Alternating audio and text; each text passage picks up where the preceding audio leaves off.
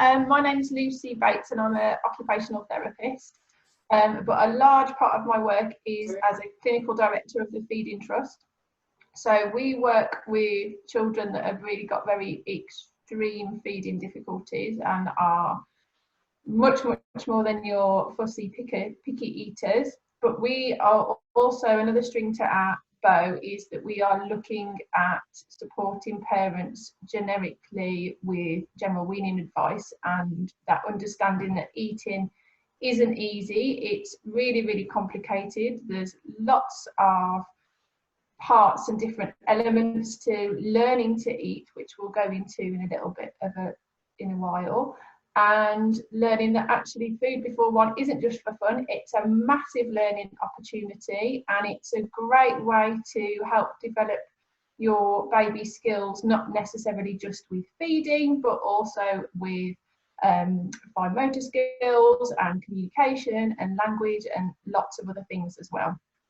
So what I've got for you is a copy of our infographic that is also on the Weaning Week website page. We've done a blog about this topic, and also it's on our website, which is thefeedingtrust.org. So if I share that with you.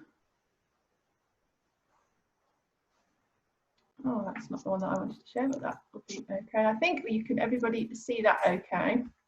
So this is a kind of infographic which shows us how complicated weaning is and how many different children need to have to be able to learn to eat. And eating is a learning experience, and it's not something that is easy, as I've said, and it's not something that happens overnight. Typically, it takes children about 12 to 18 months to move from those from milk, either that would be breast milk or formula milk, through to what we would call table foods, which are the typical foods that the majority of the family are eating. So it's a long process. It doesn't happen overnight, and it takes a lot of time and a lot of learning and a lot of commitment from families to be able to achieve that successfully. So just looking at some of those factors in there that actually are affected by eating, and you can use eating and weaning and interaction with food to develop all of those different skills.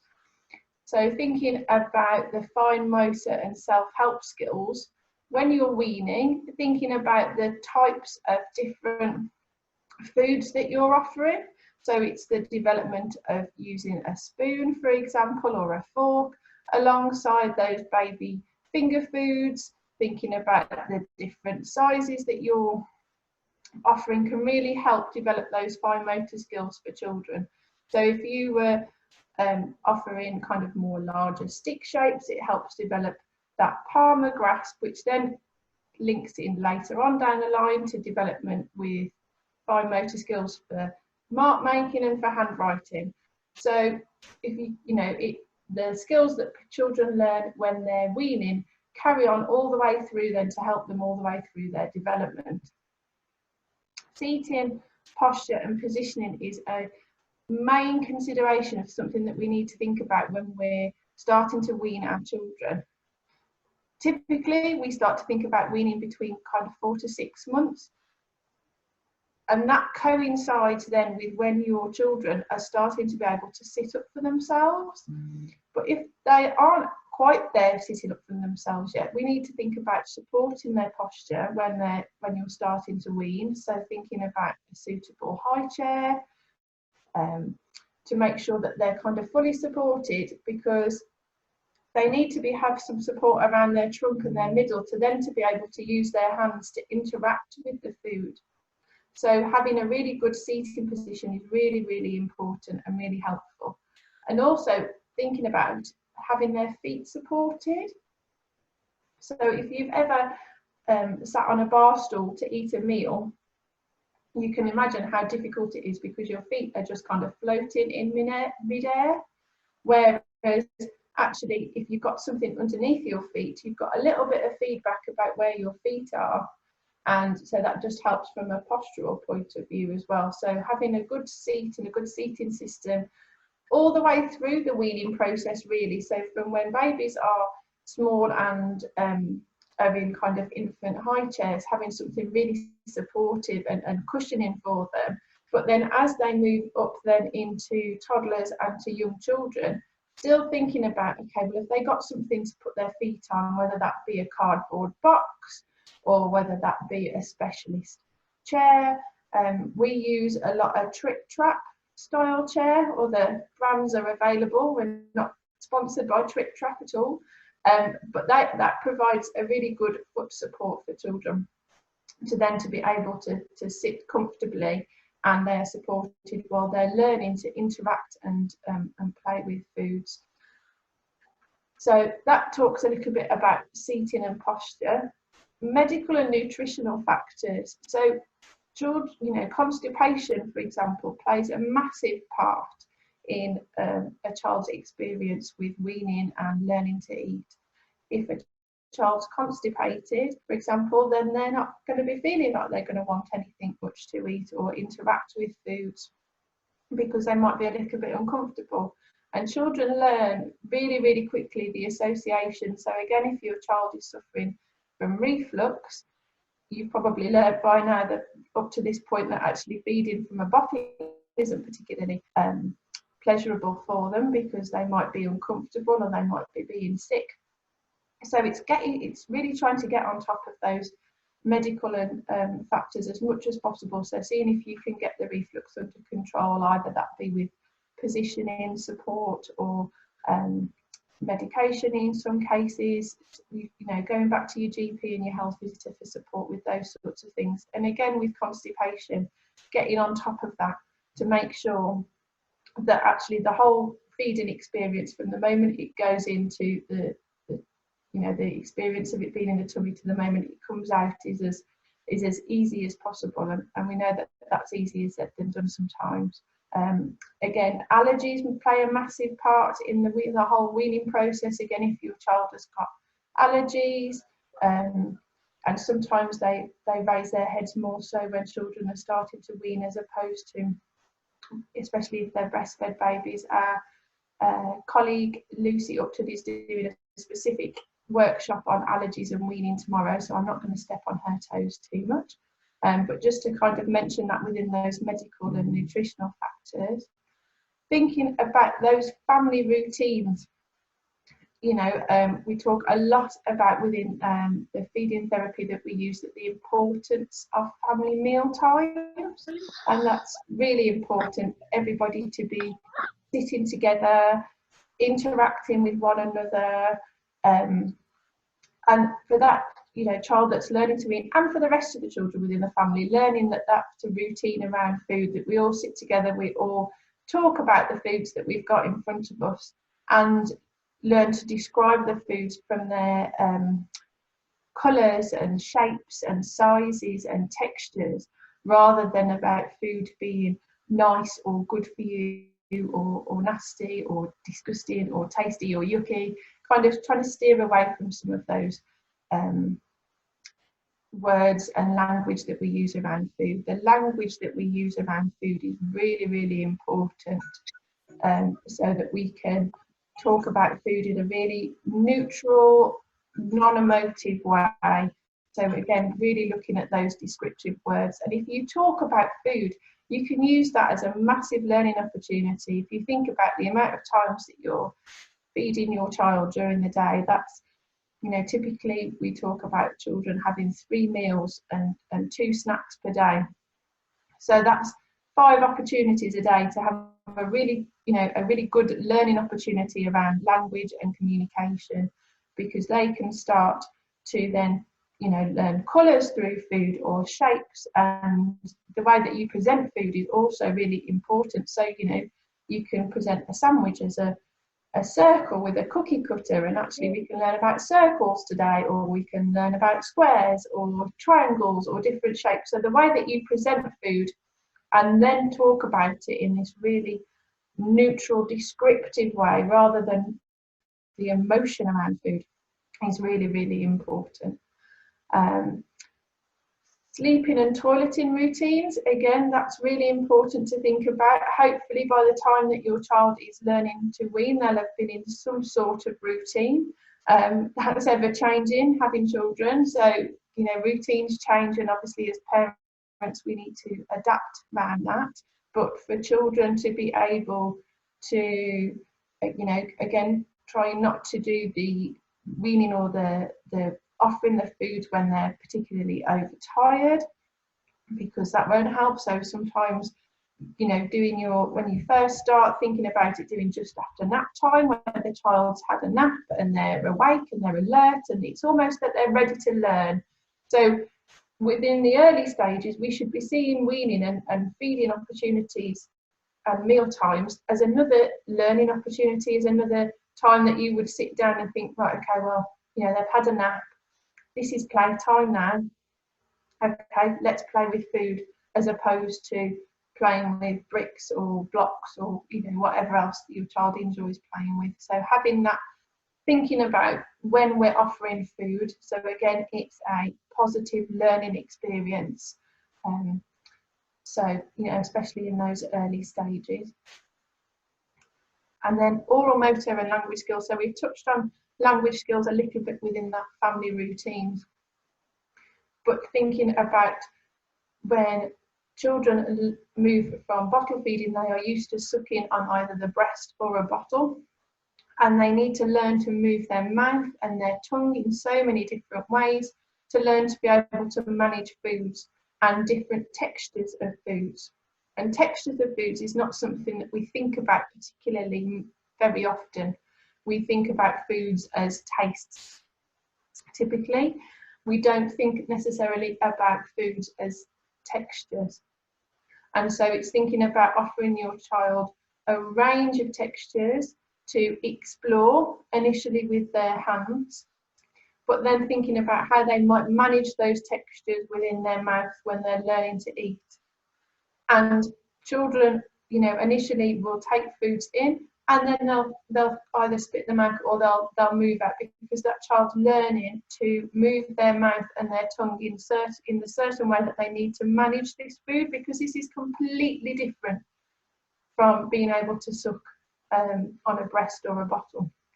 So the oral motor skills needed to manage food are huge, and they take a long time to learn, and it's that repetition. So if you're feeding your baby with a puree, for example, and a lot of it initially is coming out, that's absolutely fine, that's absolutely normal. That's because the child is learning to be able to move that food around their mouth successfully, and some of it will come out. So it doesn't mean that they don't like it, it means that they're learning about it. So, and again, it's thinking about the textures is really important. So even with the foods that you're eating as a family, think about the textures, think about how they change within your mouth when you're eating them. A biscuit, for example, when you put them in your mouth initially is quite crunchy, but if you hold it around in your mouth for a while, it can become quite claggy. So actually that texture is changed within the mouth, and the oral motor skills that you need to be able to manage that also are quite different. So it's thinking about, you know, that as a learning opportunity as well. And then by the time we've kind of gone all the way around the circle, sensory processing is the massive one. So again, sensory processing in technical terms, and as occupational therapists, we use sensory processing a lot.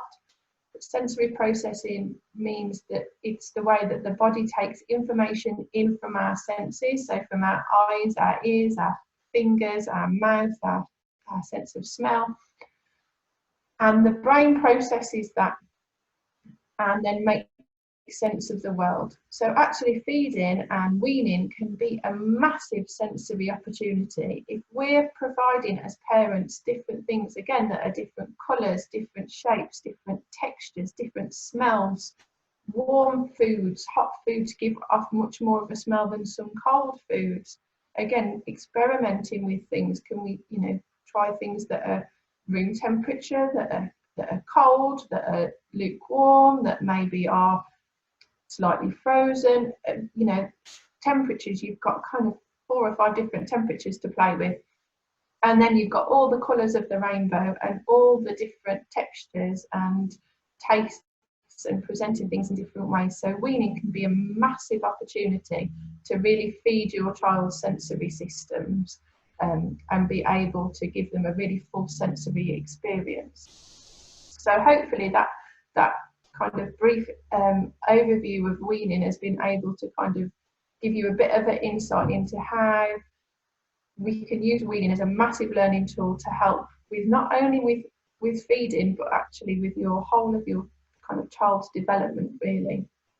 And as I say, that infographic is available with more explanation for each of the different parts for people that have joined us later on. That's available on the Weaning Week website, and it's also available on our Feeding Trust website as well.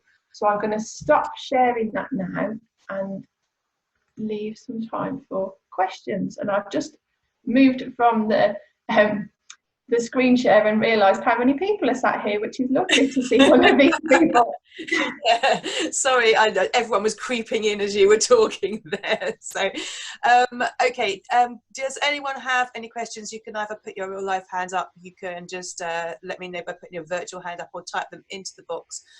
It's entirely up to you guys if you have anything that you'd like to ask Lucy. Everyone's gone. Well, you've been really concise, and just one thing I'd like to touch on is the emotional side, Lucy, that you spoke about there, because you mentioned that sort of it's a very emotional sort of experience, and I think at the moment, with what everyone's going through, emotions are naturally heightened. So what can you advise parents to sort of maybe calm things down a little bit and enjoy the experience?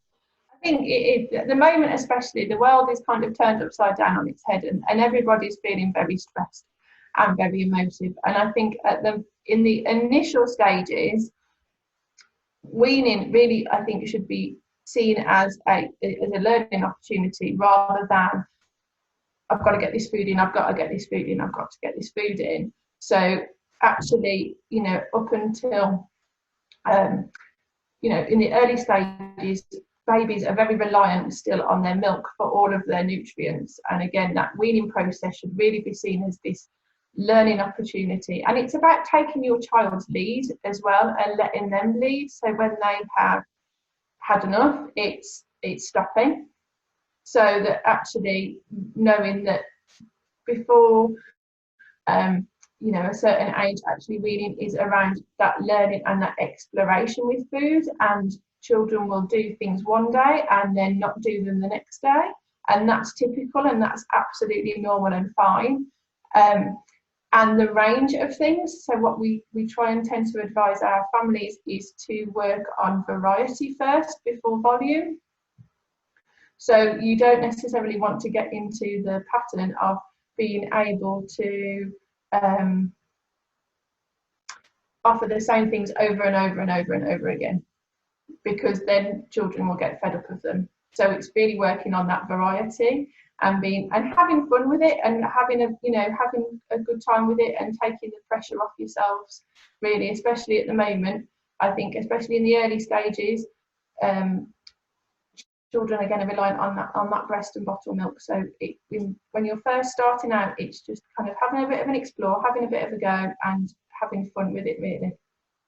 Okay, Natalie says, what should you do if anybody is concerned about any of the areas that were outlined in your infographic? So if anyone finds any of those of particular concern, where do they go? What do they do? Okay, so I think in the first instance, health visitors would be able to give some generic advice. And then if there were specific things, so specific medical factors like constipation, reflux, things like that, your GP again should be able to help. Allergies wise, GP or a dietitian, there's lots of really useful dietetic posts around. Again, shamelessly plugging Lucy Upton, who's our dietitian at the Feeding Trust, and she does a lot of allergy awareness posts. So there's a lot of noise around on social media, but it's finding people that are qualified and have experience, and I think it's doing your homework before you believe what you're reading and making sure that it's from kind of good sources.